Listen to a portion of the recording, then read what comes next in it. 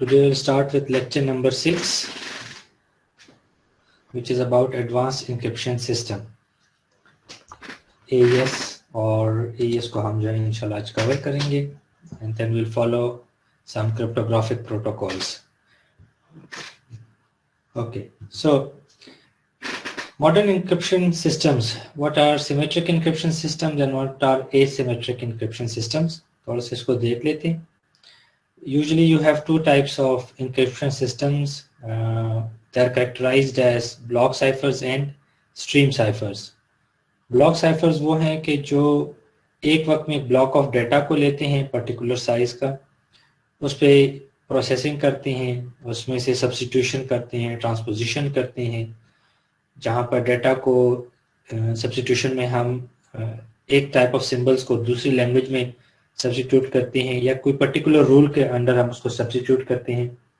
Similarly transposition में हम ये करते हैं कि हम लोकेशन चेंज कर देते हैं अपनी सिंबल्स की. इन दोनों चीज़ों का फ़ायदा क्या होता है? सब्स्टिट्यूट करने से जो मैसेज पहले किसी को समझ आ रहा था, अब वो समझ नहीं आएगा. हैकर या ईवड्रॉपर को ये नहीं पता होता कि किस सिंबल को सब्स्टिट्यूट करके किस सिंबल के साथ रिप्लेस किया गया है. So this creates confusion, and that is why we regard substitution as good for confusion. So confusion की technical definition ये होगी: the process of substitution which leads to a meaningful message being converted into an unmeaningful message in order to protect its contents. Transposition, where we change the location of our symbols, and the idea behind it is that when you rearrange your symbols, any particular pattern or the frequencies of the symbols can be disturbed. Pattern को तोड़ने से या redundancy को ख़राब करने से क्या फ़ायदा होता है कि अगर पैटर्न्स मौजूद हों तो हैकर या ईवड्रॉपर उनको गैस कर सकता है या उनकी बेसिस पे एन्क्रिप्शन को एस्टिमेट करने के लिए वो इन पैटर्न से गैसेस ले सकता है. लेकिन जब आप ट्रांसपोजिशन करते हैं तो आप ब्लॉक के कंटेंट्स को आगे पीछे करके या थ्रू डिफरेंट लोकेशंस उसको चेंज करके उसके पैटर्न्स को ब्रेक कर देते हैं. आवाज क्लियर आ रही है जमशेद अभी? यस सर, क्लियर है. Okay, good. सो जो दो टाइप्स ऑफ साइफर्स हैं उसमें से एक स्ट्रीम साइफर और एक ब्लॉक साइफर. स्ट्रीम साइफर्स क्या हैं कि वो एक वक्त में एक सिंबल को लेते हैं, इनकोड करते हैं और आगे भेज देते हैं. No sir. आवाज किसको नहीं आ रही? मेरे साइड पे तो क्लियर है. बाकी स्टूडेंट्स भी काइंडली रिस्पॉन्ड कर दें अगर आवाज क्लियर आ रही है तो. सर हमारे सर ये दरमियान में कट जाती है, कनेक्टिविटी का मसला होगा सर. मेरे पास सही है सर. जबरदस्त सही है सर. मेरे पास ओके, मेरी तरफ से इंशाल्लाह इंटरनेट का इशू नहीं है. साहब रख के तभी ठीक हो जाएगा सर. मेरे साइड पे क्लियर है. ओके, मैं ये कह रहा हूँ कि जो मेरी तरफ से कनेक्टिविटी है इंशाल्लाह उसका इशू नहीं है. I am using high speed internet at the moment. तो पर्टिकुलर अभी ये लेक्चर्स वगैरह के लिए इस पे स्विच किया हुआ है. अगर किसी को इशू आ रहा है it might be on their and for connectivity. Anyway, अभी ये कंटिन्यू करते हैं और लेक्चर की रिकॉर्डिंग जो है इंशाल्लाह वो भी अवेलेबल होगी. सो अगर कहीं पे आवाज़ वगैरह कट रही है, कोई टेक्निकल इशू आ रहा है, so you can cover it up. I am available for questions and answers any time. Okay, so to continue, stream ciphers एक वक्त में एक सिंबल को लेते हैं, इनकोड करते हैं, इनक्रिप्ट करते हैं और आगे ट्रांसमिट कर देते हैं. Block cyphers block of data को लेंगे, इनक्रिप्ट करेंगे और आगे भेज देंगे. दोनों के फायदे या नुकसान क्या हैं? स्ट्रीम साइफर का फायदा तो ये है कि वो एक वक्त में एक डाटा लेता है और एक सिंबल को राइट अवे आउटपुट भी कर देता है, लिहाजा उसकी स्पीड अच्छी होती है. You don't have to wait for a block of data in stream ciphers, so your speed of computation is faster, your speed of transmission is faster. एक और एडवांटेज इसका ये कि स्ट्रीम साइफर्स जो कि एक एक सिंबल को इंडिविजुअली इनकोड कर रहे हैं, लिहाजा अगर कोई एक सिंबल भी करप्ट हो जाता है तो उसका इफेक्ट बाकी सिंबल्स पे नहीं पड़ता. इसका फायदा ये है कि अगर कोई आपने लेट से ऑडियो भेजी या कोई बड़ी फाइल भेजी और आपने उसको स्ट्रीम साइफर से गुजार के भेजा था, तो उसके कुछ पॉइंट्स अगर एरोनियस हो भी जाएं तो बाकी फाइल या रेस्ट ऑफ द डाटा जो है वो इंक्रिप्टेड जो है सेफ एंड सिक्योर रहेगा और आप उसको डिक्रिप्ट कर पाएंगे। ब्लॉक साइफर्स को और इसका नुकसान क्या है या इसका क्या लिमिटेशन है इसकी, क्योंकि एक वक्त में एक सिंबल इनकोड हो रहा है और इसका इफेक्ट दूसरे सिंबल्स पे नहीं पड़ रहा, लिहाजा हैकर या ईव्सड्रॉपर अपनी मर्जी का कोई एक सिंबल उस आपके डाटा में इनकोड करके भेज सकते हैं या आपके ओरिजिनल डाटा में डाल के आपके सिस्टम के थ्रू गुजार के ये देख सकते हैं कि आपका स्ट्रीम साइफर काम किस तरह कर रहा है। So stream ciphers are prone to intrusion in the sense that a hacker or eavesdropper can insert his or her choice of symbol in order to gauge के किस तरह का आपका ये सिस्टम काम कर रहा है। Coming towards block ciphers will take up जी। आपने ये क्या बात की सर कि अगर एक सिंबल भी फॉल्टी निकला है तो फिर उस पर फर्क क्यों नहीं पड़ता सर बाकी को? यूं समझिए कि लेट्स से आपने मैसेज भेजा हेलो को आप इनक्रिप्ट करके भेज रहे हैं स्ट्रीम साइफर में, जहां पर हर अल्फाबेट अलग अलग इनकोड होके जा रहा है। लेट्स से अल्फाबेट ई जो है उसकी इंक्रिप्शन खराब हो जाए, कोई एरर आ जाए, लेट्स से नॉइज की वजह से या आपकी ट्रांसमिशन कैपेबिलिटी नहीं है उसकी वजह से, तो ई का इफेक्ट बाकियों पे नहीं पड़ रहा, वो एक सिंबल करप्ट हो जाएगा, एच, दो एल्स एंड ओ ये आगे फिर भी ट्रांसमिट हो पाएंगे। रिसीवर जो है उसको आधा मैसेज मिल जाएगा, वो दोबारा रिक्वेस्ट करेगा कि ये एक सिंबल जो करप्ट है उसको भेज दो, यानी कि एक सिंबल का दूसरे के ऊपर इस वक्त इफेक्ट नहीं आएगा अगर वो खराब हो भी जाए। ठीक है Ashir? Yes sir. Okay, block cyphers में फायदा तो ये है फायदा सबसे ज्यादा ये कि आपके पास चूंकि ब्लॉक ऑफ डेटा अवेलेबल है, ब्लॉक में मल्टीपल लोकेशंस हैं, लिहाजा आप ट्रांसपोजिशन कर सकते हैं। स्ट्रीम साइफर में आप ट्रांसपोजिशन नहीं कर पा रहे थे, the only thing you can do their is substitution. वहां पे आप लोकेशन नहीं चेंज करते क्योंकि आपके पास एक ही लोकेशन फिक्स्ड है एक सिंबल के लिए। ब्लॉक साइफर्स में आपके पास एक ब्लॉक ऑफ डेटा है, you have multiple locations, so you can change the location of one symbol with another, this is regarded as transposition. फायदा उसका क्या होगा कि जो पैटर्न्स हैं वो ब्रेक हो जाएंगे। So block ciphers are good for transposition as well. Substitution के बाद अगर आप ब्लॉक साइफर्स यूज कर रहे हैं तो आप उसमें ट्रांसपोजिशन भी कर सकते हैं। इसका नुकसान क्या है या क्या इसमें डिसएडवांटेज है? ब्लॉक साइफर में जब आपको डाटा कलेक्ट करना होता है ब्लॉक के लिए, so you have to wait for a certain time period, आपको रैम भी चाहिए होती है और उस ब्लॉक को प्रोसेस करने में भी आपका कंप्यूटेशनल टाइम यूटिलाइज होता है। So before sending one block of data, it will take some time to collect the data, to process it, and then to transmit it. And it will require a larger amount of RAM as compared to your stream cipher. लेकिन block cipher की एक जो encryption के लिहाज से एक best advantage या एक बेस्ट उसमें कैरेक्टरिस्टिक है वो ये कि हैकर को जब कोई उसमें सिंबल इंसर्ट करना चाहेगा, अपनी मर्जी का कोई सिंबल चेंज करना चाहेगा, तो वो वहां पर नहीं कर सकता। उसकी वजह ये कि उसे ये नहीं पता कि कौन सा सिंबल किस पैटर्न में ब्लॉक में मौजूद है। जब तक वो पूरे ब्लॉक को डिकोड ना कर दे वो वहां पर अपनी मर्जी का कोई एक सिंबल रख नहीं सकता। या आप इसको यूं समझे कि अगर वो अपनी मर्जी का कोई सिंबल इंसर्ट करेगा तो डिक्रिप्शन करते वक्त वो पूरा ब्लॉक जो है खराब हो जाएगा। तो ये फायदा देते हैं हमें हैकर्स और ईवसड्रॉपर के अगेंस्ट के ब्लॉक साइफर में जब तक पूरे ब्लॉक को हैकर ने डिकोड ना किया वो उधर उसको अपनी मर्जी का सिंबल इंसर्ट नहीं कर सकता। लेकिन इसका एक नुकसान भी है, अगर कोई एक सिंबल कोई नेचुरल एरर की वजह से भी खराब हो जाए तो वो पूरे ब्लॉक को करप्ट कर पाएगी, as compare to stream cipher जहां पे एक सिंबल का इफेक्ट बाकियों पे नहीं पड़ रहा था। ब्लॉक साइफर में कोई एक सिंबल करप्ट होने से पूरा ब्लॉक आपका जाया हो जाता है। So these are the pros and cons of the block ciphers and stream ciphers. I hope it is clear now और हम इसको अभी आगे सर मेरा क्वेश्चन है, हैकर तो वो भी कर सकते हैं, पूरा ब्लॉक भी ऐड कर सकता है इसमें? हैकर पूरा ब्लॉक ऐड कर सकता है, यस यू आर राइट। और आगे हम इंशाल्लाह इसको देखेंगे कि हम ब्लॉक्स को इंडिविजुअल नहीं रखते, ब्लॉक्स को भी हम आपस में एक तरीके से लिंक करते हैं, that is called the cipher block चेनिंग।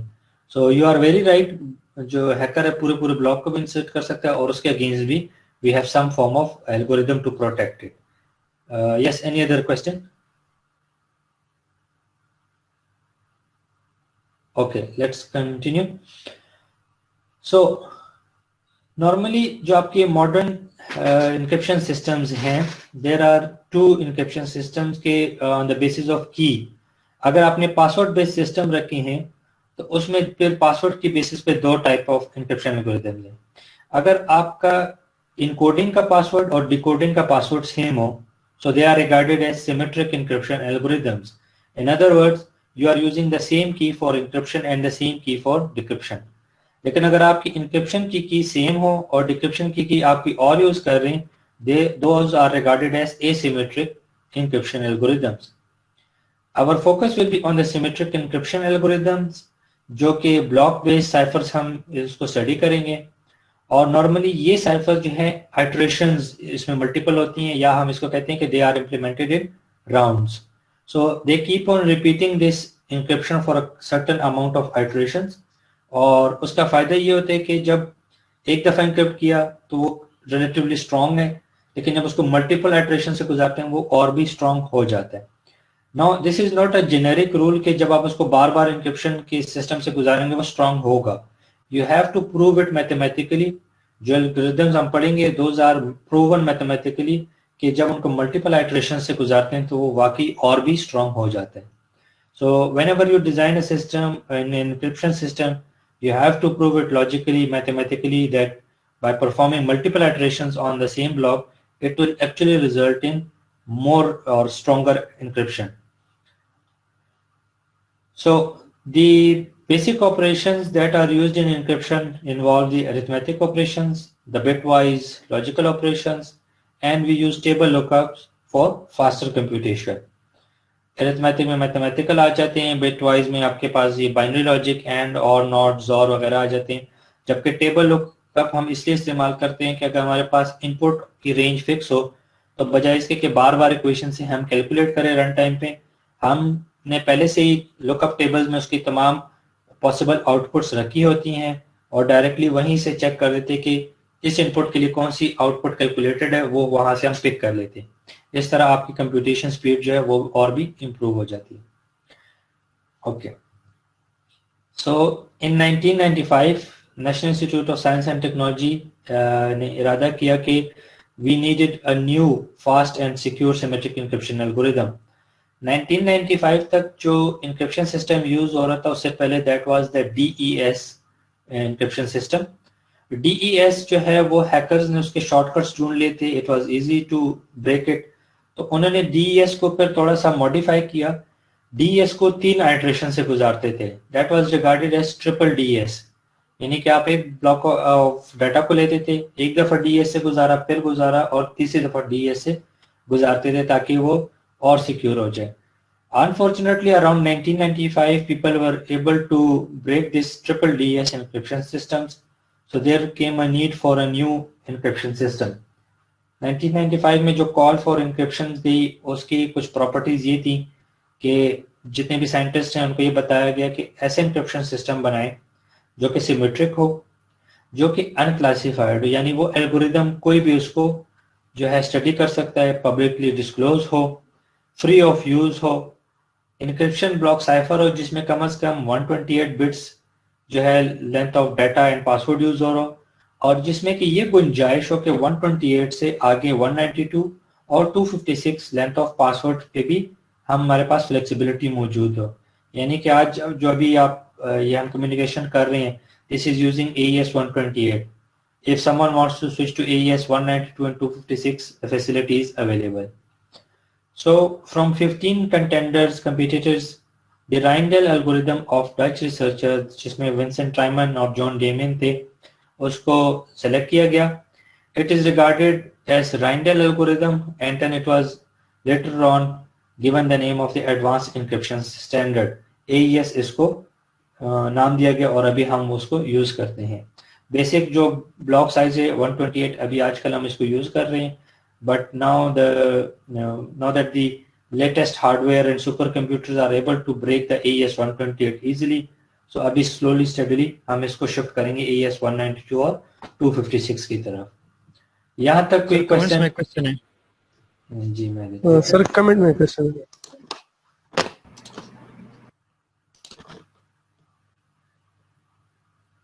Abdullah Okay, so what is the difference between key size and key space? Are these the same things? No. की साइज तो ये है कि आपके पासवर्ड की लेंथ कितनी है, और की स्पेस ये है कि उस लेंथ की बेसिस पे टोटल नंबर ऑफ कॉम्बिनेशंस कितने बन रहे हैं, that is the key space. For example AES 128, so the key size is 128 bits. The total key space is 2 raised to power 128 minus 1. That is the total key space or the total number of combinations that are possible. So both are related. एक length को show कर रहा है और एक total number of combinations को. ठीक है बच्चों? यस सर ठीक है. ओके सर यस ये की स्पेस दोबारा समझाए sir. Okay.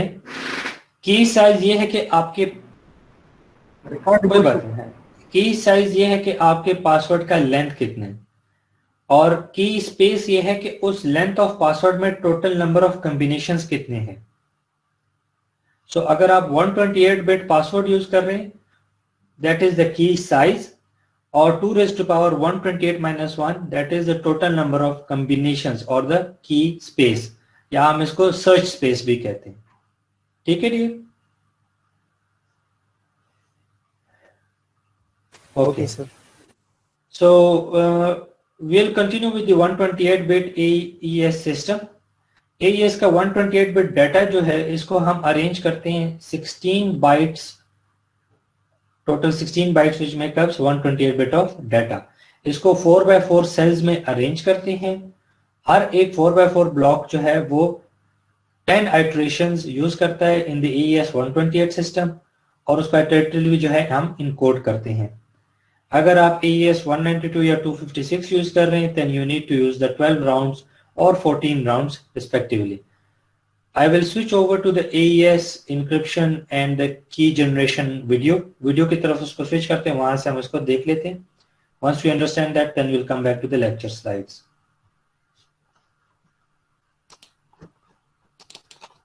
Okay, so can you see the video? Yes sir. Yes sir. Okay. So the basic encryption system looks like this, where the plain text binary encoded आपके पास एक plain text आ रहा है, आपके पास एक cipher key या password है जो आपने initially provide की है. Remember this is a symmetric encryption system, so the same password is used for encryption and decryption, and encryptor block here gives you the cipher text. Encryptor block में से अगर हम देखें, so you have the initial data regarded as the state and the initial password regarded as the cipher key. Now AES की जो mathematics है या जो इसकी arithmetic है, that has been designed in the hexadecimal base. Hexadecimal में क्या करते हैं हम 4 bits of data को एक byte consider करते हैं. So if you look at the bottom right, there is an example where the hexadecimal value 32 is actually coming from a binary 8-bit data जो यहाँ पर शो किया गया. So 1 byte is encoded in hexadecimal here as 32. जो आपके पास initial data है हमने उसको स्टेट के अंदर प्लेस कर देना है. This is a 4x4 total 16 hexadecimal bytes and which equals to 128 bits of binary data. इसी तरह जो आप पासवर्ड रखते हैं अपने सिस्टम के, अपनी कम्युनिकेशंस का, उसको इनकोड किया जाता है 128 बिट्स या 16 हेक्साडेसिमल बाइट्स में. अब डाटा कहां जाएगा? Data will go towards the encryption system. जो एन्क्रिप्शन प्रोसेस है उसकी तरफ आप अपने डाटा को भेज देंगे, जबकि आपका जो पासवर्ड है ये जाएगा की स्केड्यूलिंग एल्गोरिदम की तरफ. की स्केड्यूलिंग एल्गोरिदम क्या है, उसकी क्या जरूरत है? क्योंकि आप AES 128 बिट यूज कर रहे हैं 10 राउंड्स में, तो फर्स्ट राउंड में तो ये पासवर्ड यूज हो जाएगा. बाकी 9 राउंड्स के लिए आपको पासवर्ड चाहिए होता है जिसकी बेसिस पे वो एनक्रिप्ट करता है. ये अगले 9 राउंड्स के लिए जो पासवर्ड है ये इसी इनिशियल पासवर्ड से जनरेट होंगे using the key scheduling algorithm. चलिए इसको यहां तक ओके. डाटा तो चला जाएगा इंक्रिप्शन सिस्टम की तरफ, वो उसको इंक्रिप्ट करेगा। इंक्रिप्ट करते वक्त वो 10 राउंड्स में से गुजरेगा। पहले राउंड में जो आपने पासवर्ड दिए वो यूज हो जाएगा, बाकी 9 राउंड्स के लिए पासवर्ड ये एल्गोरिदम खुद वहां से जनरेट करेगा। ठीक है, उसको आप स्टडी करेंगे फिर। Okay, so looking at the encryption process here, encryption is made up of 4 building blocks जिसमें के sub byte, shift rows, mix columns और add round की हैं। Now this is how the algorithm actually looks like. In the initial round आपका data आता है और ये फंक्शन है add round की, इसमें से गुजरता है, यहाँ पर आपका इनिशियल पासवर्ड इस्तेमाल हो जाता है। Then for the next 9 rounds ये जो डाटा है इन 4 फंक्शन से गुजरता है आइटरेटिवली, और 10th राउंड में ये सिर्फ 3 फंक्शन से गुजरता है। लास्ट राउंड में मिक्स कॉलम्स का फंक्शन मौजूद नहीं है। इस पिक्चर को जहन में रखें and according to this now we will study कि एईएस किस तरह, कौन सा फंक्शन क्या काम करता है और वो किस तरह एईएस जो है अपनी इंक्रिप्शन को अचीव करता है। तो अगेन इसको थोड़ा सा रिवाइज कर दूं कि फर्स्ट राउंड में आप अपना पासवर्ड यूज करते हैं, goes through the add round key, next 9 round में से इन 4 फंक्शन में से गुजरेगा, and in the last round only the 3 functions are used where mix columns is not utilized. उसकी वजह क्या है? मिक्स कॉलम का जो इफेक्ट है, अगर राउंड नंबर 1 में आप मिक्स कॉलम यूज कर रहे हैं तो इसका इफेक्ट एक्चुअली राउंड नंबर 2 में आपको मिल जाता है, लेकिन जब आप उसको 10th राउंड में गुजार रहे हैं और 10th राउंड में मिक्स कॉलम आप यूज करते हैं तो उसका इफेक्ट 11th राउंड में आपको मिलेगा। चूंकि आप 11th राउंड की तरफ जा नहीं रहे, लिहाजा 10th राउंड में एईएस में मिक्स कॉलम्स को यूज करना है, आप जो है इसको ओमिट कर देते हैं, आप इसको यूज नहीं करते। सर जी सर सर ये साइफर की फिक्स होती है या फिर रैंडमली ये भी सेलेक्ट होती है? क्या चीज फिक्स होती है या रैंडम सेलेक्ट होती है? साइफर की सर हमेशा एक ही रहेगी या फिर हर केस में डिफरेंट होती है? सर मैं समझ नहीं, कौन सी चीज की आप बात कर रहे हैं कि फिक्स है थी? साइफर सर, साइफर की हमेशा सेम रहेगी या Okay. डिफरेंट होती है? Okay good. द पासवर्ड जो है ये इनिशियल जो यूजर प्रोवाइड करता है ये ही यूज होता है, लेकिन अगले 9 राउंड्स के लिए जनरेट होता है।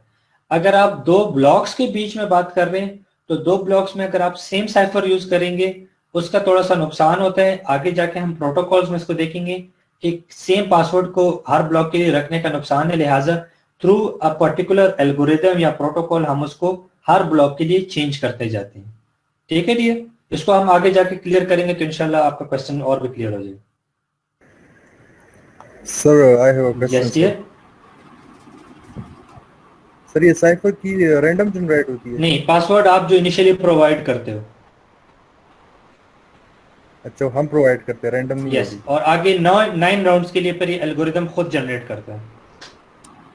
सर ये 10 राउंड्स Oh, फिक्स okay, होंगे thank सर? you. AES 128 के लिए 10 राउंड्स फिक्स है, स्टैंडर्ड है इसका। सर 10 राउंड क्यों सर? कम या ज्यादा क्यों?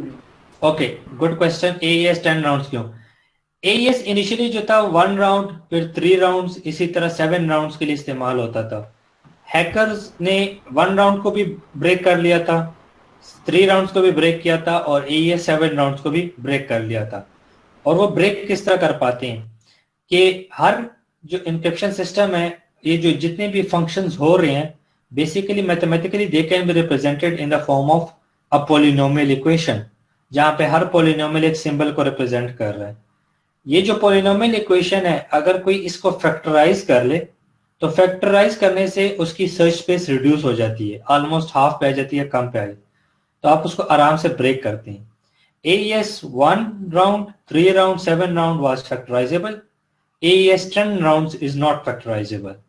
इसी तरह AES 192 के केस में 12 राउंड्स और AES 256 के केस में 14 राउंड्स इज नॉट फैक्टराइजेबल, या हम उसको कहते हैं इट इज नॉट डिकोडेबल। आप इसको किसी शॉर्टकट के थ्रू अभी डिकोड नहीं कर पाते। ठीक है डियर? ठीक है sir. Okay, so will continue with encryption process, जिसमें कि इन 4 ब्लॉक्स को हम देखेंगे। that is sub byte, shift rows, mix column and add round key. The first one is the sub bytes. सब बाइट्स में क्या होता है कि जो आपके पास इनिशियल डाटा आया था इसको सब्स्टिट्यूट करेंगे। सब्स्टिट्यूशन के वक्त हम इस डाटा को लेंगे और एक पर्टिकुलर सिंबल के साथ इसको रिप्लेस करेंगे। यहाँ पर जो आपके पास पहला डाटा है that is 19 in hexadecimal, so you can pick the first row and when you go towards the 9th column it will give you the data D4। ठीक है, ये इसको दोबारा देख लेते हैं कि you go through, you pick the first data element 19, so you pick the first row, you go towards the 9th column and you will replace it with the data D4। Animation देख लेते हैं इसकी, so it's 19 and it gets replaced with the data D4।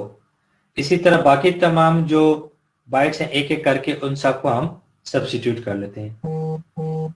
इसके लिए जो substitution का ये जो ब्लॉक यहाँ पर अवेलेबल है that is called the S box. S box is a standard box given to you जो कि it is publicly disclosed, it is available. 10 rounds के लिए ये वाला एस बॉक्स जो है ये अवेलेबल भी है और फिक्स्ड है। इस पहली ट्रांसफॉर्मेशन में किसी को कोई इश्यू या कोई क्वेश्चन हो तो क्लियर है सर। सर अगर ये पब्लिकली अवेलेबल है तो ये तो हर हैकर के पास मिल गया तो हैक कर सकते हैं आराम से फिर सर। ये सर तो फिर डिकोडेबल है sir. Okay, good question. Strong encryption systems वो हैं कि जिनकी तमाम इंफॉर्मेशन हैकर के पास मौजूद हो, आप उसको इंक्रिप्टेड डाटा भी दे दें लेकिन फिर भी वो उसको डिकोड ना कर पाए। उसकी वजह क्या है? हैकर को डिकोडिंग से रोकने के का जो सबसे एक आसान जो 2 प्रिंसिपल्स है वो ये कि एक तो वो शॉर्टकट ना ढूंढ सके। अगर उसको यहाँ पर आप जो पासवर्ड यूज कर रहे हैं that is 128 bit, that is actually 2 raised to power 128 minus 1 different keys या password that he has to try 1 by 1। इसका शॉर्टकट भी नहीं मौजूद और हर पासवर्ड पे चेक करते वक्त हम हैकर को डिले करते हैं ताकि जितना वो हर इटरेशन पे डिले हो ओवरऑल इन तमाम पासवर्ड्स पे चेक करते वक्त उसका बहुत ज्यादा टाइम लग जाएगा। इन 2 प्रिंसिपल्स के बेसिस पे बाय द टाइम हैकर को जब तक इस डाटा का डिक्रिप्टेड वर्जन मिलता है उस डाटा की अहमियत खत्म हो चुकी होती है या हम नए पासवर्ड की तरफ शिफ्ट हो चुके होते हैं। I hope it is clear. Yes sir. Yes, sir, clear. So the 2 principles are that your encryption system should not have a shortcut in finding the right password, and for each wrong password the hacker should be delayed through extra computation।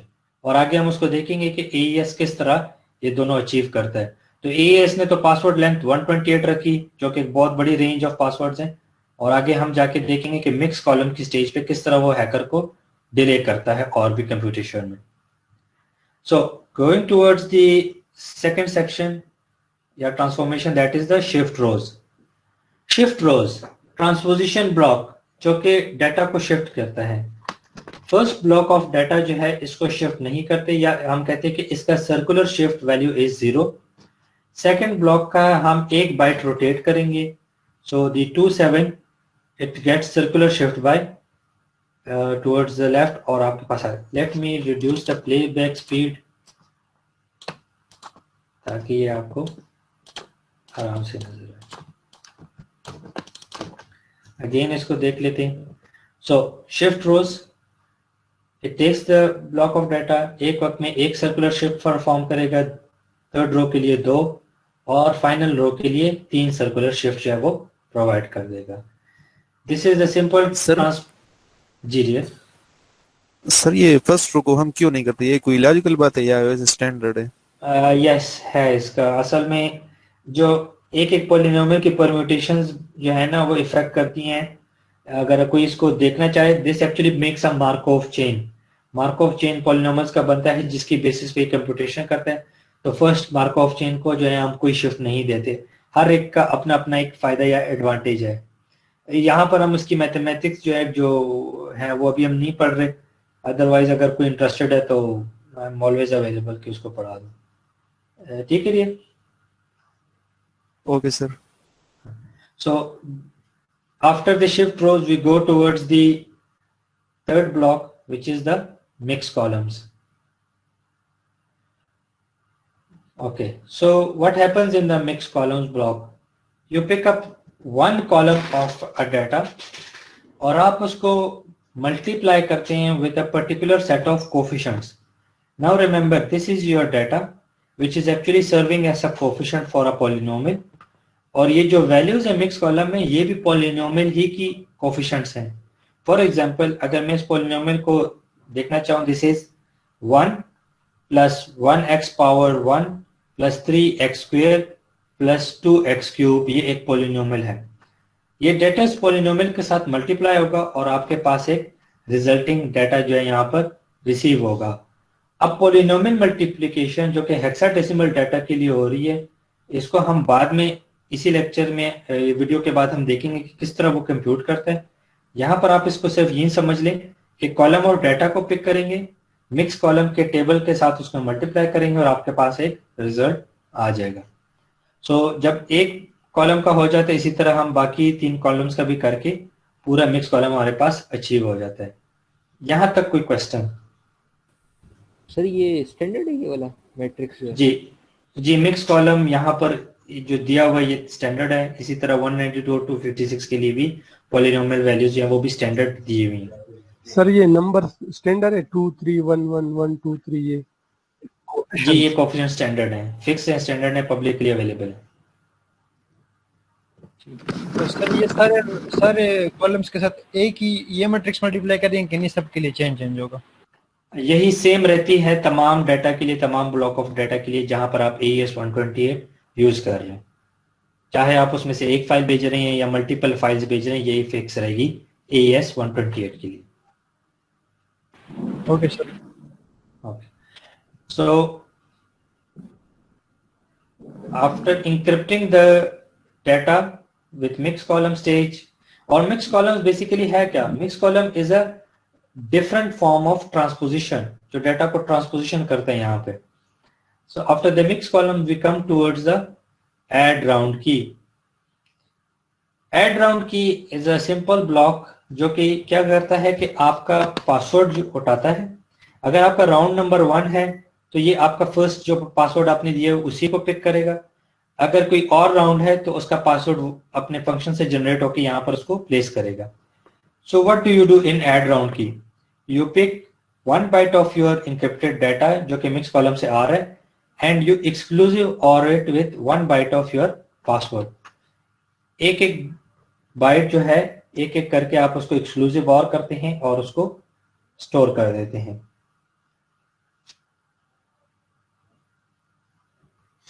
ठीक है, यहाँ पर कोई question? Sir इसकी समझ नहीं आई sir, mix column और add round की.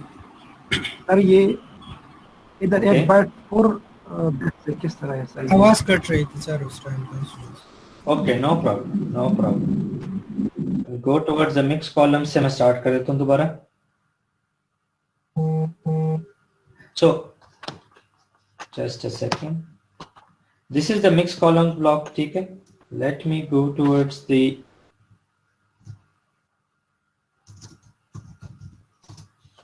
computation page और मैं यहाँ पर इसको रख देता हूँ आसानी के लिए. and let's see. So you have the block where you have the data D4 which will multiply with 02. ठीक है, and it will be added with BF multiplied by 03 plus 5D multiplied by 01 and plus 30 multiplied with 01 coefficient.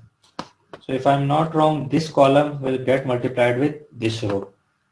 ठीक है, अब बात यह है कि चूंकि आप हेक्साडेसिमल बेस में है लिहाजा addition in hexadecimal becomes exclusive OR. ठीक है, so this whole equation is what we will need to calculate और उसकी बेसिस पे आपके पास एक डाटा आ जाता है दैट इज 04. किस तरह ये मल्टीप्लाई बाय 2 या 3 या 1 होता है इसको हम आगे जाके फिर देख लेंगे. ठीक है डियर? ठीक है sir. Okay okay, and the next stage was the add round की. तो ऐड राउंड की में हम एक वक्त में एक एक ब्लॉक जो है या एक एक बाइट जो है हम उसको एक्सक्लूसिव और करते हैं। उसकी एग्जांपल देख लेते हैं या वैल्यूज देख लेते हैं। Just a second. So let's say ये आपके पास ब्लॉक्स आए, हैव दिस,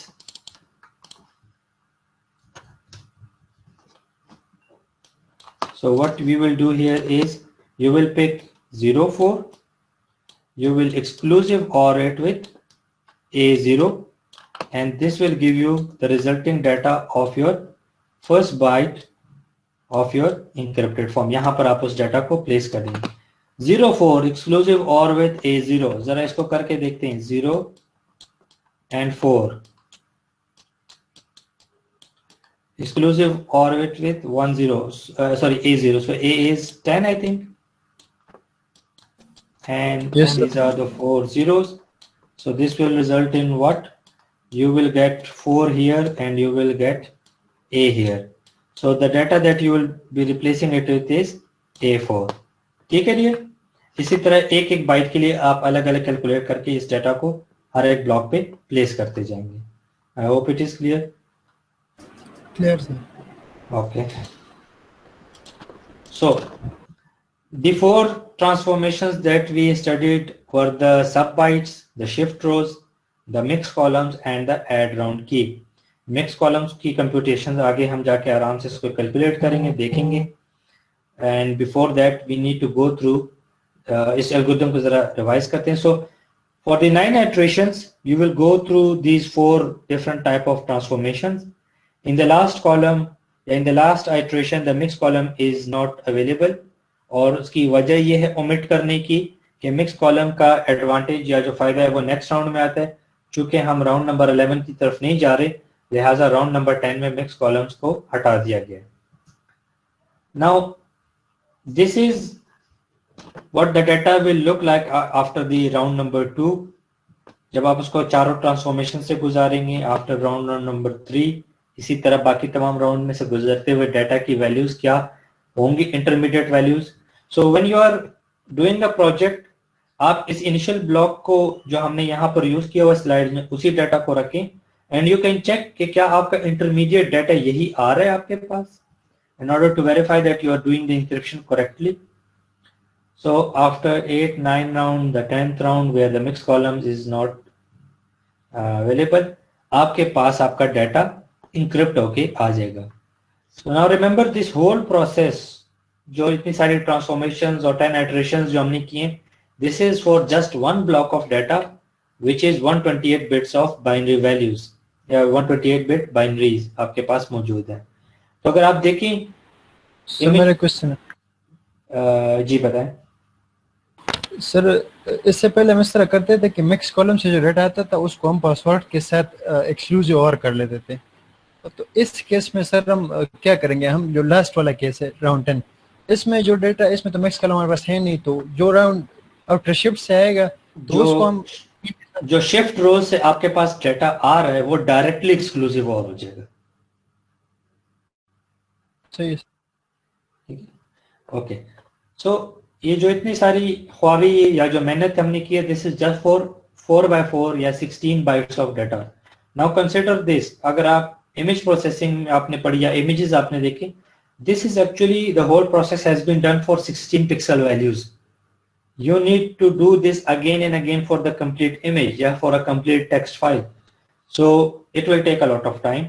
और उस कंप्यूटेशन स्पीड को एफिशिएंट बनाने के लिए देयर आर शॉर्टकट्स जिसमें कि हम लुकअप टेबल्स वगैरह को हम इस्तेमाल करते हैं। So we continue towards the key scheduling algorithm. Remember that we said के the user will provide the first password which is used in the initial round or the first round। in the next rounds we need to generate the password for the other iterations। तो उसके करने का तरीका क्या है? सबसे पहले तो ये जो जस्ट अ सेकेंड, सबसे पहले तो आप इस आरकॉन के मैट्रिक्स को देख लें। Rcon is a table, it's 10 columns by 4 rows. आपके पास एक टेबल दिया हुआ है। Again this is a standard publicly available, आपके पास एक टेबल है। एक वक्त में एक राउंड के लिए हम एक कॉलम को पिक करते हैं उसको यूटिलाइज करेंगे और इसी तरह 10 राउंड के लिए ये 10 कॉलम जो है वो यूटिलाइज होते हैं। नाउ लेट्स सी कि अगर ये आपके पास टुवर्ड्स द लेफ्ट ये जो ब्लू कलर में आपके पास है, this is the initial password जो आपने प्रोवाइड किया हुआ है। How we are going to generate the password for the next round. तो सबसे पहले आप ये करते हैं कि लास्ट जो कॉलम है उसको आप पिक करते हैं, उसको circular shift towards the up देते हैं। So 09 comes down to the bottom. यहां तक आवाज क्लियर आ रही? सर क्लियर है। Yes sir. Okay, so after the first circular shift up you जो कि हमने लास्ट कॉलम को पिक किया, व्हाट वी डू इज कि हम इसको सब्स्टिट्यूट करेंगे using the sub bytes function. Now sub bytes again it is the same S box या सब्स्टिट्यूशन बॉक्स जो हमने इनिशियली यूज किया था सब बाइट्स फंक्शन के लिए डाटा के वक्त जो हम इस्तेमाल कर रहे थे। So if you look C F में आप क्या करेंगे, सी रो की तरफ जाएंगे, एफ कॉलम की तरफ आप जाएंगे और जो डाटा वहां पर मौजूद है आप उसको रिप्लेस कर देंगे। इसी तरह बाकी 3 बाइट्स का भी डाटा जो है रिप्लेस हो जाएगा। यहां तक आपने इसको सब्स्टिट्यूशन कर दी। After that you will pick the first column of the same password and you will pick the first column of the Rcon. Now remember this is for the iteration number 1। इन तीनों को आप आपस में exclusive और करेंगे और जो डाटा आपके पास रिसीव होगा this will become the first column for the new password. Sir अरकान का टेबल गलत नहीं था सर, उधर 01 है और इधर 02 है नीचे से। नहीं, 01 को हमने इस्तेमाल कर दिया है। ये असल में ये सिमुलेशन में इस तरह के 01 को इस्तेमाल करने के बाद इसने सिमुलेशन में उस पूरे कॉलम को हटा दिए यहाँ से। ठीक है सर। यहाँ पर ये जो 0, 1, 2 वगैरह है ये हेक्साडेसिमल में, ठीक है। So it is not related to the iteration number exactly. आप हर आइटरेशन के लिए हर कॉलम को पिक करेंगे। सही है सर। ओके, सो दोबारा हम इसको देखते हैं, थोड़ा सा रिवाइज कर लेते हैं कि how the key scheduling algorithm works. So what you do is that you pick the last column of your data. Okay, so you pick the last column, you shift it up, one circular shift देते हैं, सब bite से गुजारते हैं। जब सब bite से गुजर जाता है तो पहला कॉलम लेते हैं पासवर्ड का और पहला कॉलम लेते हैं आर्कॉन का। इन तीनों को एक्सक्लूसिव और करके आप अपने पासवर्ड का पहला कॉलम जनरेट कर देते हैं। नाउ पहला कॉलम जो जनरेट करना होता है नेक्स्ट पासवर्ड का, ये थोड़ा सा लेंथी है। बाकी 3 कॉलम्स पासवर्ड के जनरेट करना रिलेटिवली अभी आसान है। सेकेंड कॉलम के लिए आप क्या करते हैं कि आप नए पासवर्ड का पहला कॉलम और पुराने पासवर्ड का सेकंड कॉलम दोनों को आपस में आप एक्सक्लूसिव और करते हैं and this generates the second column of the new password. इसी तरह for the third column of the new password you will pick the second column of the new password and the third column of the previous password. दोनों को exclusive और करके आप third column और इसी तरह आप फोर्थ कॉलम के लिए third of the new and fourth of the previous दोनों को एक्सक्लूसिव और करेंगे। एक पासवर्ड जब आपका जनरेट हो जाएगा the same process will be repeated for the next password. उसको भी थोड़ा सा देख लेते हैं। सो सबसे पहले आप लास्ट कॉलम को पिक करते हैं, सर्कुलर शिफ्ट देते हैं, सब बाइट से गुजारते हैं, first column of the password को पिक करते हैं, आर्कॉन का अगला कॉलम हो जाएगा, तीनों एक्सक्लूसिव और हो जाएंगे। This will generate the first column of the new password. For the second column, you pick the first column of the new and the second column of the previous password. Sir जी sir हम जो आर्कान table के columns उठाते हैं ना sir, sir जी, अगर जी। Rounds हमारे पास इतने ज्यादा हो जाए कि इसके कॉलम्स खत्म हो जाएंगे आर्कान टेबल के, तो फिर क्या करेंगे? नहीं, देखें 10 राउंड्स तो आपके पास फिक्स हैं। एक block of data maximum 10 iteration से ही गुजरेगा AES 128 के केस में। अगर आप AES 192 या 256 की बात करें जिसमें कि 12 या 14 राउंड्स हैं तो उसके लिए आर्कॉन का टेबल भी 12 और 14 कॉलम्स का है। Yes sir. ठीक है, सर ये पूछना था, इनिशियली में एक पासवर्ड गिवन है जो आपने ब्लू कलर में डाला है, तो जो हम पहला पासवर्ड जनरेट करते हैं राउंड 1 के लिए, तो राउंड 1 में हम ब्लू वाला पासवर्ड यूज करेंगे, जो आपने पहले बनाया है वो यूज करेंगे। राउंड 1 में जो ब्लू पासवर्ड है ये यूज होगा, बाकी आगे उससे जनरेट होंगे। सर लेकिन ये तो ट्रांसपोजिशन स्टार्ट होने से पहले भी हमने एक दफा ऐड राउंड किया था, तो उसमें भी ये वाला पासवर्ड था। जो ट्रांसपोजिशन से पहले हम ऐड राउंड की के साथ मल्टीप्लाई कर रहे थे, जरा चेक कर लेते हैं। That is the initial password जो कि 2B गालिबन नहीं था। लेट मी सी, एक second. So let me check. This is the password that you provided. तो पहला ये जो पासवर्ड आपने प्रोवाइड किया है ये आइट्रेशन स्टार्ट होने से पहले था या क्या था? एक सेकेंड, लेट्स सी। सो पहले राउंड में जो पासवर्ड आपने प्रोवाइड किया वो यूज हो जाएगा, बाकी 10 राउंड्स के लिए उसी पासवर्ड से आगे जनरेट होंगे। तो जो सवाल था आपका कि क्या ब्लू वाला पासवर्ड फर्स्ट राउंड में यूज होगा, नहीं, ब्लू वाला पासवर्ड डाटा पे डायरेक्टली अप्लाई हो जाता है, बाकी 10 राउंड्स के लिए पासवर्ड जनरेट होगा।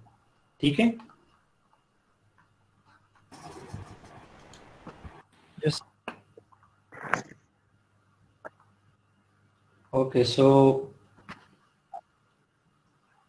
once the first password is generated, इसी तरह ये प्रोसेस आगे चलेगा और आगे 10 राउंड्स के लिए आपके टोटल पासवर्ड जो हैं एक एक करके जनरेट हो जाएंगे। So this is the cipher की, और राउंड 1, 2, 3 ये तमाम करते करते आपके तमाम पासवर्ड जनरेट हो जाएंगे। यहां तक कोई क्वेश्चन किसी का?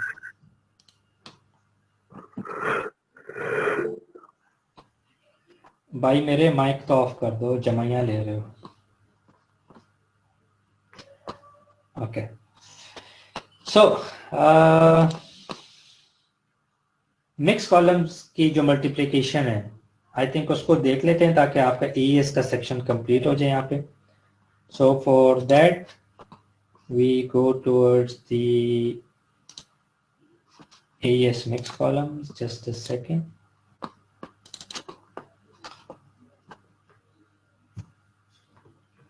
ओके, तो मिक्स कॉलम में हमने क्या किया था कि हमारे पास जो डाटा था हमने उसमें से एक कॉलम को पिक किया था और मिक्स कॉलम्स के जो कोफिशिएंट्स थे पॉलिनोमियल के उसके साथ मल्टीप्लाई करके हमारे पास एक रिजल्ट आप यहाँ पर आ रहा था।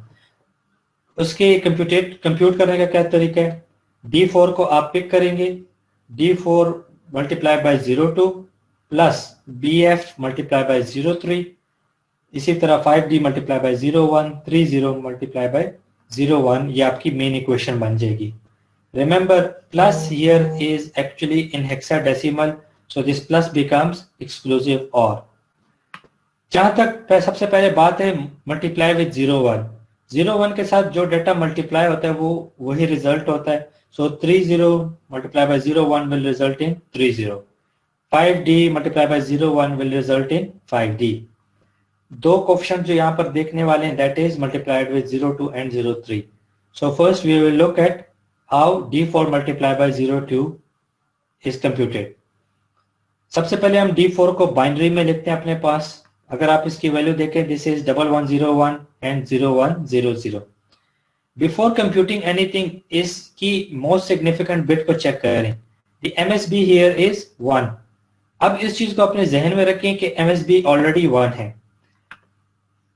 किसी भी डाटा को 2 के साथ मल्टीप्लाई करने का मतलब ये कि आप उसको लेफ्ट शिफ्ट देते हैं बाय 1।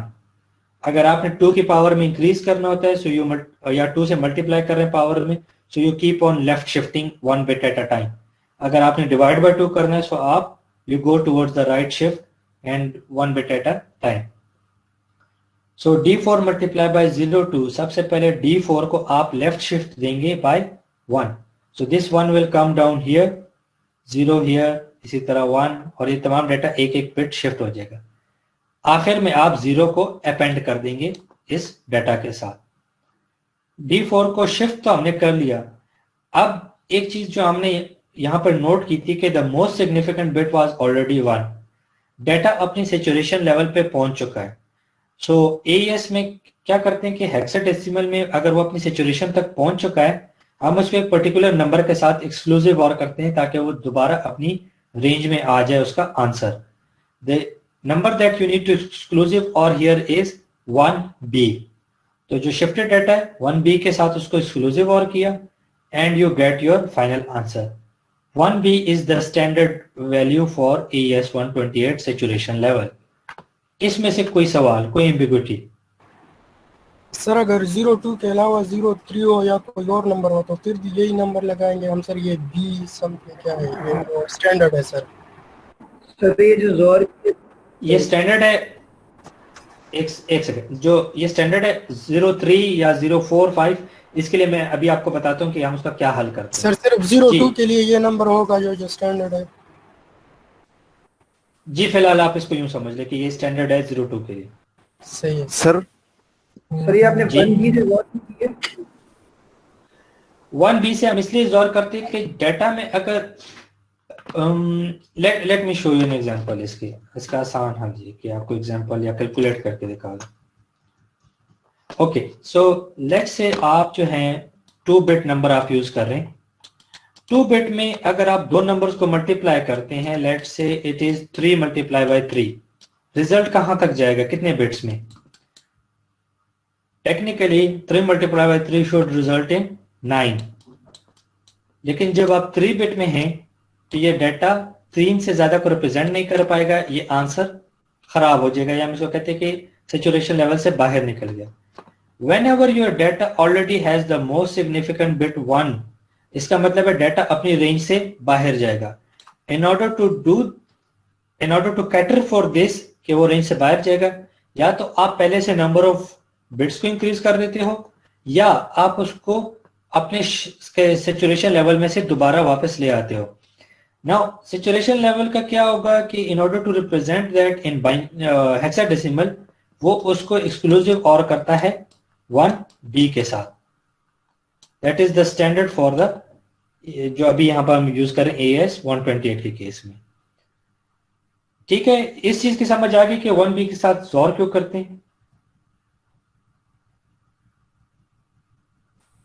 Yes sir. ओके, अभी जो अगला सवाल था कि अगर मल्टीप्लाई बाय 03 हो या मल्टीप्लाई विथ अदर वैल्यूज तो क्या हम करते हैं? सर मेरा एक क्वेश्चन। जी बताएं, पूछें। जी पूछें। इंटरनेट मसला सर अगर ये मल्टीप्लिकेशन वाला नंबर जो है 02 जो है, अगर इसकी जगह सर कोई ऐसा नंबर है जो कि 2 के पावर में आता हो, तो जितना भी उसके पावर होता है इतना शिफ्ट हम दे देंगे सर? नहीं, हम उसको ब्रेक करेंगे। मैं उसी की तरफ आ रहा हूं कि अगर नंबर आपका 2 के अलावा हो, कोई भी नंबर, लेट से 03 को समझ लें, इससे आपके इंशाल्लाह क्वेश्चन क्लियर हो जाए। कोई भी कोफिशिएंट जो 01 या 02 के अलावा है, आप उसको आराम से ब्रेक कर सकते हैं 1 और 2 में। 03 can be written as 02 plus 01. Now remember the plus here in hexadecimal is actually an exclusive OR. So this can be rewritten as D4 multiplied with 02, और इस पूरे ब्लॉक का जो आंसर है इसको आप एक्सक्लूसिव OR करेंगे D4 multiplied with 01। अब 01 का तो डाटा एज इट इज आ जाएगा, दैट इज D4, और 2 के लिए आप कंप्यूटेशन कर लेंगे। अगर यही चीज कोई और कोफिशिएंट जो है उसके लिए आ जाए, लेट से 3 हो, 4 हो, 5 हो, कोई और कोफिशिएंट हो, सो एनी नंबर, लेट से 5 है, 5 can easily be broken into 2 plus 2 plus 1। सो कोई भी नंबर हो, चाहे 4 हो, 4 can be broken down into 2 plus 2। तो तमाम कोफिशिएंट्स जो हैं उनकी कंप्यूटेशन आप 1 और 2 के फंक्शंस को यूज करते हुए कर सकते हैं। Is this clear? Yes sir, clear sir. ठीक है। Yes, सो sir. अब अगर मुझे ये बताओ कि अगर लेट से आपके पास कोफिशिएंट आ रहा हो 19, what sir how would we break down 19? जी क्वेश्चन एक सेकंड होल्ड करें सर, फिर मैं करता हूँ। अच्छा 9 2 आ जाएगा और 1 1 आ जाएगा। Okay, so 19 will be broken into 9 times the 2 function plus the 1 function. जी क्वेश्चन तक इसी का. Yes sir. सर वो 2 के लिए जो हम एक शिफ्ट देते हैं ना सर, तो 4 के लिए 2 शिफ्ट नहीं दे सकते? नहीं, उसकी एक वजह है. जब आप 2 में शिफ्ट देते हैं और अगर आपकी मोस्ट सिग्निफिकेंट बिट 1 हो तो डाटा रेंज से निकल चुका होता है ऑलरेडी. तो हर 2 के लिए आपको रेंज वहीं पे फिक्स करनी पड़ती है, अदरवाइज आपका आंसर गलत आएगा, वो रेंज से बाहर. सो आप उस 4 को भी ब्रेक डाउन करते हैं 2 + 2 में, ताकि दोनों 2 में वो सिचुएशन को मद्देनजर रखते हुए या सिचुएशन के लिए वो उसको हैंडल कर सके. ठीक है. Okay sir. Okay. This is regarded as computing the mixed columns using the mic बंद कर दें kindly. Okay. उमेर माइक बंद कर. Mic बंद कर. Okay. So this is regarded as the by parts method. By parts method ये कि जब आपके पास कोई बड़ा कोफिशिएंट आ जाए आप उसको मल्टीपल पार्ट्स में ब्रेक कर देते हैं, अलग अलग कंप्यूट करके ओवरऑल आप उसका आंसर कैलकुलेट कर देते हैं. इसका एक आसान तरीका भी है और that is the through convolution. Convolution जिससे आपके शायद सिग्नल प्रोसेसिंग में बहुत भाग रहे थे लेकिन आखिरकार फिर उसमें फंस गए. कन्वोल्यूशन को जो है उसके थ्रू आप इसको कैलकुलेट कर सकते हैं. अगर आपके पास 2 बाइनरीज हैं और आपने उनको मल्टीप्लाई करना है तो आप इसको बेसिकली एक पॉलिनोमियल भी कंसिडर कर सकते हैं. That is 1 plus 0x power 1 plus 1x square. और इसी तरह the other one is 1x plus 1. याद रखें हम जितनी भी बात कर रहे थे वो ये थी कि AES में पॉलिनोमियल्स बैक एंड पे जनरेट होते हैं या पॉलिनोमियल की मल्टीप्लिकेशन एडिशन ये हो रही है. आप जो 2 नंबर्स को आपस में मल्टीप्लाई कर रहे हैं उसको आप पॉलिनोमियल की मल्टीप्लिकेशन हो रही है बेसिकली, और पॉलिनोमियल की मल्टीप्लिकेशन को आप आराम से थ्रू कन्वोल्यूशन कैलकुलेट कर सकते हैं. Now if I convolve these 2 numbers what will be my result. उसका आसान तरीका है, you can just calculate it here. You have 101, you multiply it with again 101, your answer is 1111. this is your convolution answer. दोनों तरीके valid हैं, चाहे आप convolution का फंक्शन यूज करके कैलकुलेट करें या चाहे आप बाय पार्ट्स मेथड करें. If you have the fact, let's say आपके पास 9 था, so this was 4 times the 2 function plus the 1 function, आप उसको यूज करके भी कर सकते हैं. दोनों मेथड्स वैलिड हैं, कोई भी आप अपने प्रोजेक्ट में यूज कर सकते हैं. कन्वोल्यूशन के लिए बिल्ट इन फंक्शन है, so you can even use that, और you can do it by the by parts method. इसमें से कोई क्वेश्चन? जी बच्चे. ये कन्वॉल्व कैसे किया सर यार? ये कन्वॉल्व किस तरह किया? कन्वोल्यूशन में का रूल ये है कि आप मल्टीप्लाई करें लेकिन ऐड करके आप उसका जो नंबर है वो अगले की तरफ नहीं जाता या आगे उसका कैरी आगे नहीं जाता. लेट्स से अगर ये 201 था तो क्या होता? बहुत गंद होता. और क्या होता? ये 2211 बन जाता. ठीक है, समथिंग लाइक दिस. ठीक है आशिर? ठीक है सर. कन्वॉल्व करते वक्त जब आप 2 वैल्यूज को कन्वॉल्व करते हैं बेसिकली आप उन दोनों को मल्टीप्लाई करते हैं लेकिन कैरी आगे ट्रांसफर नहीं होता. That is the easiest way to get convolution. और polynomial multiplication is synonymous to convolution, तो पॉलिनोमियल की मल्टीप्लिकेशन के लिए आप ये कन्वोल्यूशन को यूज कर सकते हैं.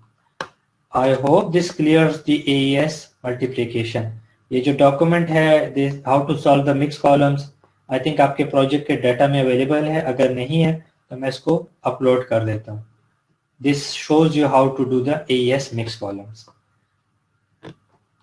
Okay, so coming towards the lecture slides now. 4x4 blocks AES 128, हमने इसकी 4 फंक्शन सब बाइट शिफ्ट रोज वगैरह देख लिए. हमने सब्स्टिट्यूशन भी कर ली, हमने शिफ्ट रोज भी कर ली, हमने मिक्स कॉलम्स भी कर लिया और हमने एड राउंड की कर लिया. हमने पूरा AES यहाँ पे कवर कर लिया. जी कोई क्वेश्चन? ओके, माइक किस बरखुरदार काम होगी एनीवे। सर ये वीडियो Okay. भी काइंडली एक ग्रुप में कर दें। सॉरी आपकी आवाज कट रही है।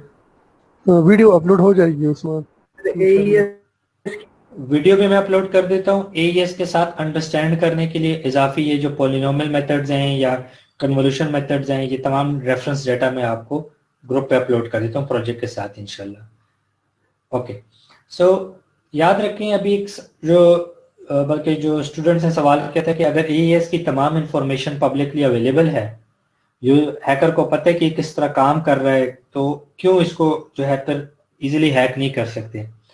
उसका आंसर ये था कि AES का शॉर्टकट नहीं अवेलेबल अभी टर्न राउंड्स के लिए 12 या 14 राउंड्स के लिए। और सेकंड ये कि हर डिक्रिप्शन करते वक्त हर मिक्स कॉलम पे हम उसको एक्स्ट्रा डिले लगाते हैं। अगर आपने मिक्स कॉलम के कोफिशिएंट देखे थे तो वो थे 1, 2 और 3 तक मैक्सिमम जा रहे थे, लेकिन डिक्रिप्ट करते वक्त उसकी ये वाले जो यहाँ पर कोफिशिएंट दिए जिसमें 0.9, 0E, 0D, 0B वगैरह कोफिशिएंट जो है यूज हो रहे हैं, ये बड़े कोफिशिएंट्स हैं। यूनिट यहाँ पर आपको डिकोड करते वक्त ज्यादा कंप्यूटेशंस लगती हैं। अब ये सोचें कि हर 4x4 ब्लॉक पे आप उसको डिले करते हो, तो टोटल एक इमेज पे अगर अंडरस्टैंड करें तो उस पर कितना टाइम लगेगा। फिर ये समझे कि उसने अगर रन टाइम पे कंटिन्यूस डाटा चल रहा है उसको डिकोड करना, तो जब तक उस हैकर के पास राइट पासवर्ड ना हो, you are delaying him for each and every password check. इस बात की समझ आ रही? Yes sir. Okay good. So अब अगर जिसके पास राइट पासवर्ड मौजूद है, हम सेंडर या रिसीवर के पास तो पासवर्ड शेयर्ड है, तो वो तो इसको आराम से डिकोड कर लेंगे। थोड़ा सा डिकोडिंग पे टाइम लगेगा लेकिन एक दफा लग जाएगा। हैकर जो है हर पासवर्ड पे चेक करते वक्त उसको ज्यादा टाइम लगेगा, ओवरऑल उसका कंप्यूटेशन टाइम ज्यादा लगेगा जब तक उसको राइट की फाइंड करनी हो। So that is the one way to delay the hacker from finding the right information. Okay, AES जो है इसको तकरीबन 1995 ऑनवर्ड, अभी कितने साल हो गए? तकरीबन 25 साल हो गए, और इन 25 साल में AES यूज हो रहा है। AES में कोई फ्लॉ नहीं अभी एट द मोमेंट, सिर्फ ये है कि AES 128 के जितने कम्बिनेशन हैं, जो सुपर कंप्यूटर्स हैं, वो इसको रिलेटिव अमाउंट ऑफ टाइम में अभी डिकोड कर सकते हैं। सो that is why a lot of people and new standards में जो है AES 256 की तरफ इसको जंप किया जाएगा इंशाल्लाह। ओके, अब एक सवाल जो था कि क्या सेम पासवर्ड यूज होगा हर ब्लॉक के लिए, और अगर यूज होगा तो क्या हैकर उसको फाइंड नहीं कर पाएगा, या अगर हैकर अपनी मर्जी का कोई ब्लॉक उसमें अपने डाटा में इंसर्ट कर दे तो किस तरह इस चीज से बचा जा सकता है? नाउ किसी भी डाटा को इनक्रिप्ट करने के दो तरीके हैं। Let me take it to the paint आसानी के लिए।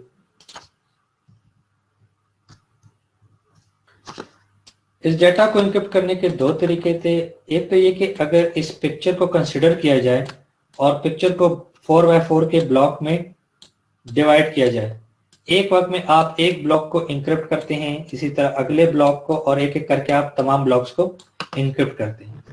इश्यू क्या आता है? इन दो ब्लॉक्स का डाटा सेम है, दोनों का कलर व्हाइट है, दोनों के लिए सेम पासवर्ड जो है आप इस्तेमाल कर रहे हो, तो क्या होगा? दोनों का रिजल्ट भी सेम आएगा। चूंकि रिजल्ट सेम आएगा, लिहाजा अगर एक जैसा कलर या बैकग्राउंड यहां पर यूज हो रहा है तो उसमें ज्यादा फर्क नहीं होगा। जहां पर पिक्चर की एजेस वगैरह मौजूद हैं वो अभी भी इलेक्ट्रॉनिक कोड बुक या ये जो सिंपल कोडिंग मेथड था इसमें वो अभी भी नजर आएंगी। हालांकि आपने इस पिक्चर को AES से गुजार दिया, लेकिन फिर भी अभी भी विजुअल इंफॉर्मेशन उसमें काफी हद तक विजिबल है, क्योंकि सिमिलर ब्लॉक्स का डाटा का रिजल्ट भी सिमिलर आ रहा है। इस चीज की समझ आई? अगर नहीं तो इस चीज को क्लियर कर लूं। सर ये फर्स्ट राउंड के बाद का पिक्चर है? नहीं आई सर, दोबारा बताएं। एक ब्लॉक 10 राउंड से गुजर चुका है AES के।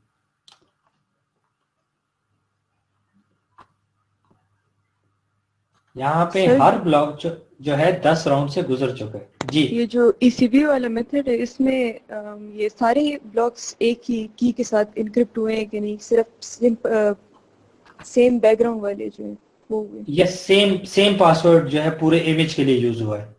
So the same password is use for the complete image, जिसकी वजह से जहां पर एक जैसा अगर इनपुट डाटा आ रहा है तो उसका रिजल्ट भी एक जैसा ही आउटपुट में आ रहा है हमारे पास। Okay sir. Okay, so electronic code book, इसमें राइट अवे हमने देखा कि विजुअल रिडंडेंसी खत्म नहीं होती। पिक्चर की काफी हद तक शक्ल सूरत अभी भी हैकर को नजर आएगी। इसको खत्म करने का एक तरीका है and that is regarded as the cipher block chaining. हम उसको देख लेते हैं फिर। सो अगर आप देखें टुवर्ड्स द राइट, आपको अनदर मोड यहाँ पर दिखाया गया जहां पर यही पिक्चर AES के थ्रू गुजारा गया but through a different type of encryption block या कोई इंक्रिप्शन मेथड मोड जो है उसको यूज किया गया, जिसकी वजह से ये पिक्चर अभी बिल्कुल एक रैंडम या एक करप्ट टाइप का आपको नजर आ रहा है। So identical blocks in the data will yield towards identical blocks in the ciphertext. You need to be careful. In order to overcome that, we use the cipher block chaining mode. अब cipher block chaining mode का ECB से क्या फर्क है? फर्क सिर्फ इतना है कि जो साइफर टेक्स्ट आ रहा है पहले ब्लॉक का, इस इनकोडेड डाटा को के साथ इनिशियल प्लेन टेक्स्ट को अगले ब्लॉक का एक दफा एक्सक्लूसिव और कर दिया जाता है, ताकि दो डाटा का अगर प्लेन टेक्स्ट सेम भी हो तो वो इस साइफर टेक्स्ट के साथ जोर करने की बजाय के साथ उसका फर्क यहां पर आना शुरू हो जाएगा। Are you guys getting this? नहीं sir. Yes sir. No problem. So what happens here is कि आपने सबसे पहले you pick the plain text, पहला ब्लॉक उठाया आपने 4x4 का ब्लॉक पिक किया, आपने पासवर्ड पिक किया और इस डेटा को एक इनिशियलाइजेशन वेक्टर, एक रैंडम वेक्टर के साथ जो है यहाँ पर एक्सक्लूसिव और कर दिया। AES से गुजारा, AES ने उसको इंक्रिप्ट कर दिया। अगर आप एक और 4x4 ब्लॉक को लेते हैं, उसी AES से गुजारेंगे तो दोनों का साइफर टेक्स्ट तो सेम आ रहा था। इसमें फर्क लाने के लिए या दोनों को थोड़ा सा चेंज करने के लिए पहले का साइफर टेक्स्ट लिया और उसको अगले के प्लेन टेक्स्ट के साथ एक्सक्लूसिव और कर दिया, ताकि अगले का जो प्लेन टेक्स्ट है वो एक दफा पहले से ही इनकोड हो जाए। इस इनकोड करने की वजह से फर्क क्या पड़ता है कि अब ये प्लेन टेक्स्ट और ये प्लेन टेक्स्ट इस स्टेज पे डिफरेंट हो चुके होते हैं। ठीक है? Yes sir. तो इसकी वजह से दोनों का साइफर टेक्स्ट जो है वो भी यहां पर इस स्टेज पे डिफरेंट हो जाता है and that is how the cipher block चेनिंग works. अब हर ब्लॉक के लिए इट मींस के इनिशियलाइजेशन वेक्टर सर चेंज हो गया, ये मतलब है ना इसका? जी, एक लिहाज से यस यू आर राइट, हर ब्लॉक के लिए इनिशियलाइजेशन वेक्टर चेंज हो गया। उसको मैं यही एक्सप्लेन करने वाला था कि हर ब्लॉक के लिए पिछले का साइफर टेक्स्ट अवेलेबल है, लेकिन पहले के लिए पिछले का साइफर टेक्स्ट नहीं अवेलेबल, तो आप उसको एक इनिशियलाइजेशन वेक्टर से ही एक्सक्लूसिव और कर देते हैं। अब जब आपने कम्युनिकेशन जी सर फिर डिक्रिप्शन के टाइम में हमें इनिशियलाइजेशन वेक्टर भी उसका चाहिए होगा।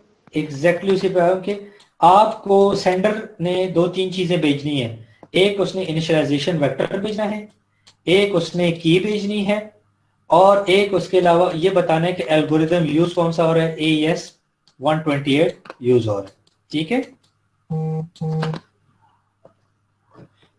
Okay, so by using the cipher block chaining mode you are able to overcome this psycho-visual redundancy, और जो आपके पिक्चर में redundancy विजुअल नजर आ रही थी अब वो CBC मोड से वो भी कवर अप हो गई। so this और इसका एक और फायदा भी हुआ कि हैकर अपनी मर्जी का ब्लॉक कहीं पर इंसर्ट करना चाहे तो उसको दो ब्लॉक्स के दरमियान क्या कंप्यूटेशन हो रही है उसको कंप्लीट पता होना जरूरी है।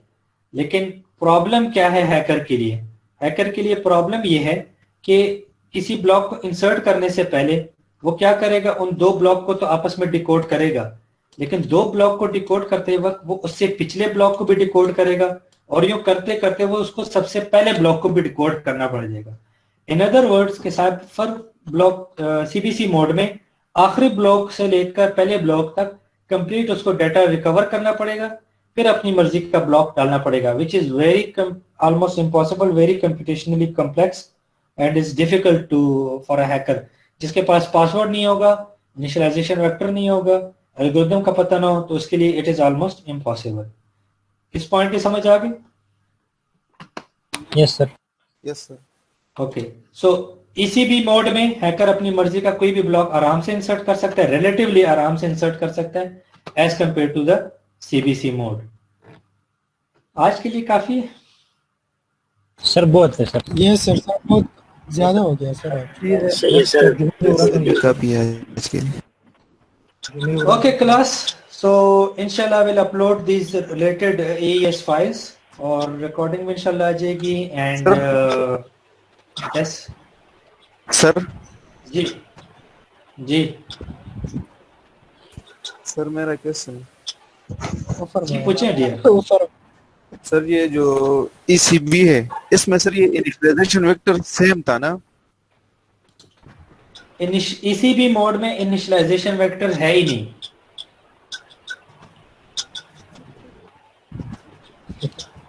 सर ये बेसिकली एक सेकंड यस सर। यो क्या है एक से ECB मोड में ये जो इनिशियलाइजेशन वेक्टर है या ये जो लाइन जा रही है ये मौजूद ही नहीं है किसी भी ब्लॉक के लिए, ठीक है?